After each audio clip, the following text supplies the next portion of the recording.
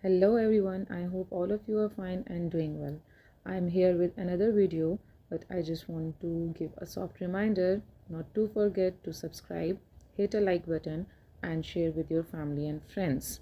Also give comments in your comment box. Today my topic is sentence. What is a sentence? Sentence is a group or combination of words with a complete thought. It is formed with the help of a subject, verb and object. Object is not necessary, it can be optional because sometimes we create a sentence without the help of object, but still it gives us a complete thought. Here example is he plays football. Now he is your subject, plays is your verb and football is an object. Now the question is, what is a subject, verb and object? Subject is actually the doer of the action, the one who or what performs the action within the written sentence. Here in this particular sentence, he is the performer of the action. Also, subject is the one who is the noun or the pronoun about whom or what we are talking in a sentence. Then what is the verb? Verb is the action, verb is the state, or verb is the possession within a sentence. It takes the place of the verb. Object is the receiver of the action upon which the action is done. Then we have characteristics of a sentence. Characteristics are the main points without which a sentence is not complete. It starts with a capital letter. The very first important characteristic is that it always starts with a capital letter. Then it gives a complete thought. Obviously, it will definitely give us a complete thought. And then the last is it ends with a punctuation mark. Punctuation marks are the pauses or the stops that we take while writing. So this ends with a punctuation mark. This punctuation mark can be your full stop, it can be your question mark, it can be your exclamation mark, etc. Then how do we analyze a sentence? We analyze a sentence in two ways, according to its structure and according to its function. When we talk about structure, it is actually the construction of a sentence, that how a sentence is constructed. For example, if you construct a building, you must need a few components to construct a building. For example, bricks, for example, cement, for example, rest of the other things. Same is the case with a sentence. To construct a sentence, a few basic components are required. And we analyze the sentence according to structure, that we can have one clause or more than one clause in the given sentence. We will discuss this in our next videos. Then another way to analyze a sentence is according to its function. We have a sentence in front of us and we have to analyze it according to the function, that what does it say. For example, he plays football. Now the function of he here is pronoun, the function of plays here is verb, and the function of football here is noun. And as a whole, he plays football is the declaration. We are informing someone about anything. Then we have, after this we will go for the parts of speech. Speech, it is the classification of words according to their roles and function within the structure of a language. As we have discussed about sentence, that it is analyzed according to structure and function.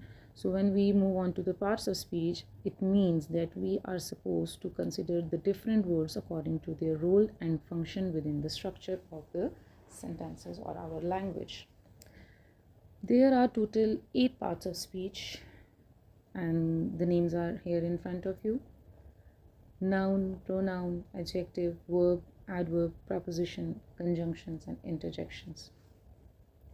We will study all these parts of speech in detail in this video. The very first part of speech is noun. It is defined as a name of a person place, animal, thing, and ideas. Most of the students give me the answers like it is a naming word. Yes, they are right. Naming word, everything that has name around it is around us, it is considered as noun. Examples of noun are, for example, Alicia is the name of a person, Lahore is the name of a place, cat is a name of animal, cup is a name of a thing, and honesty is the name of any idea that you can create in your mind. You can go for the examples in the form of pictures as well.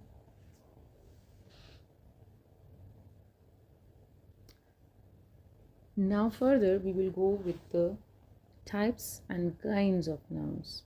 There is a confusion among the students that what is kind of nouns and what is known as the types of nouns. So I will try to clear this confusion of the students here in this video. When we talk about types of the nouns, so there are only 5 major types of nouns that we have in our English grammar, and these are proper noun, common noun, abstract noun, collective noun, and material noun. Why we consider them types? Because these are the major types from which we can take out or we can extract out a few further subdivisions that are known as kinds. I can try to give you an example. For example, that in front of you there is a pen. A pen can be a proper noun, common noun at the same instant. It can be a countable noun at the same instant, and it can be a concrete noun at the same instant. I will tell you how. So that's why we have segregated these types and kinds. We just, in most of the grammar books, in most of the videos, you might see that there are only 5 types that are mentioned, because further are the subdivisions, and subdivisions are known as kinds. Now, what are the kinds of nouns? They are concrete nouns, countable nouns, uncountable nouns, number nouns, genders, and compound nouns. First of all, we will go for the types of nouns. The very first type of noun is proper noun. Proper noun is really obvious and clear with its name. Proper means something specific. It refers to a specific name. It is always mentioned with a capital letter. These names are given to the names of persons, cities, countries, days, months, seasons, continents, oceans, mountains, seas, rivers, books, movies, etc. When we write the names of these all things, we write them with capital letters. Must practice in your daily routine, in your daily life, and you will get to know the meaning of proper noun.